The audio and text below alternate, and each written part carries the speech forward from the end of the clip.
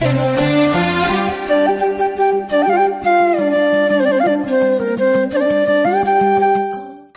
అండి, నేను అపర్ణ. భారతీయ సంస్కృతికి స్వాగతం. కార్తీక పురాణం 14వ రోజు పారాయణం. అంబరీషుడు దూర్వాసునికి నమస్కరించి, మహాముని, నేను బహు పాపాత్ముడను.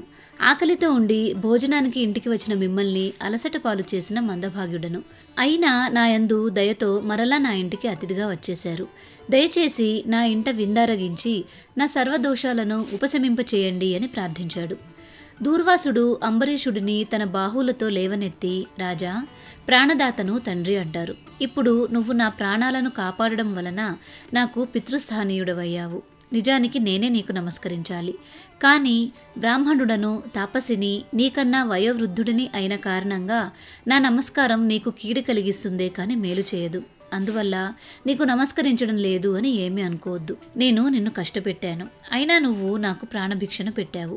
నీ వంటి ధర్మాత్మునితో కలిసి భోజనం చేయడం మహద్భాగ్యం అని చెప్పి అతని ఆతిథ్యాన్ని స్వీకరించి విష్ణు భక్తుల మాహాత్మ్య ప్రకటనార్థం పరీక్షకునిగా వచ్చిన దూర్వాసుడు ఆ సత్కార్యం పూర్తి కావడంతో తన ఆశ్రమానికి తరలి వెళ్ళిపోయాడు. కాబట్టి కార్తీక శుద్ధ ఏకాదశి నాడు ఉపవాస జాగరణలు చేసి ద్వాదశి నాడు దానాదులను నిర్వర్తించి బ్రాహ్మణ సమేతుడై ద్వాదశి ఘడియలు దాటకుండా పాలన చేయడం వలన అన్ని పాపాలు అంతరించిపోతాయి. ఈ పుణ్యగాథను చదివినా, చదివించినా, రాసినా, కనీసం విన్నా కూడా ఇహంలో సర్వసౌఖ్యాలను పొంది పరంలో ఉత్తమ పదాన్ని పొందుతారు. పూర్వోక్త విధంగా సూతుడు వినిపించిన కార్తీక మహాత్మ్యాన్ని విని సౌనకాది ఋషులు, మహాభాగా, కలియుగ కల్మషగతులు, రాగాది పాశయుక్త సంసారగ్రస్తులు అయిన సామాన్యులకు సునాయాసంగా లభించే పుణ్యమేది? అన్ని ధర్మాలలోనూ అధికమైనదేది? దేవతలందరిలోకి దేవాది దేవుడు ఎవరు? దేనివల్ల మోక్షం కలుగుతుంది? మోహము దేనివల్ల నశిస్తుంది? జరామృత్యు పీడితులు, జడమతులు, మందులు అయిన ఈ కలికాలపు ప్రజలు తేలికగా తెలుముకుపోయే తెరువేమిటి అని అడిగారు. అందుమీదట సూతుడు ఇలా చెప్పసాగాడు. మంచి ప్రశ్నలను వేశారు.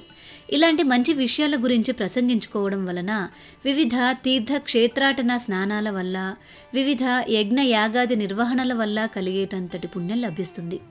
ఇంతవరకు నేను మీకు చెప్పిన కార్తీక ఫలమే వేదోక్తమైనది. విశ్వానందకారమైన కార్తీక వ్రతమే ఉత్తమ ధర్మము. సర్వశాస్త్రాలను వివరించి చెప్పేందుకు నేను సమర్థుడిని కాను, సమయము చాలదు. కనుక అన్ని శాస్త్రాలలోనూ ఉన్న సారాంశాన్ని చెబుతాను, వినండి. విష్ణు భక్తి కన్నా తరుణోపాయం లేదు. విష్ణుగాథలను వినేవాళ్ళు విగతపాపులై నరకదూరులై ఉంటారు. హరిప్రీత్యర్థులుగా స్నాన, దాన, జప, పూజ, దీపారాధనాదులను చేసేవాళ్ల పాపాలన్నీ వాటికవే పటాపంచలైపోతాయి.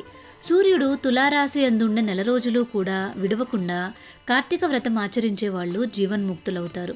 కార్తీక వ్రతమును చేయని వాళ్ళు కుల, మత, వయో, లింగభేదరహితంగా అంధతామిశ్రము అనే నరకాన్ని పొందుతారు. కార్తీకంలో కావేరీ నది స్నానం చేసిన వాళ్ళు దేవతలచే కీర్తింపబడతారు, విష్ణులోకాన్ని చేరుతారు.